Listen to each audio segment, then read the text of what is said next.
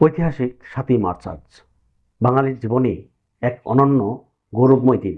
৭১-এর এই দিনে বাংলাদেশের স্বাধীনতা সংগ্রাম ভিন্ন মাত্রা পেয়েছিল।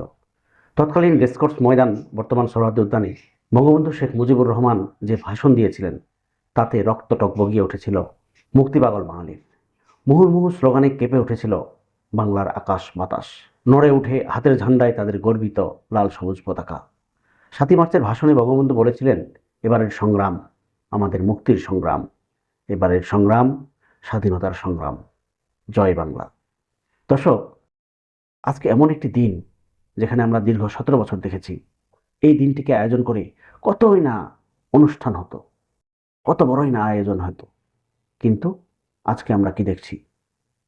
পতিত আওয়ামী লীগ সরকার এবং পতিত প্রধানমন্ত্রী শেখ হাসিনা এজন্য দায়ী। সারা বাংলাদেশের মানুষ অন্তত সেটাই মনে করে।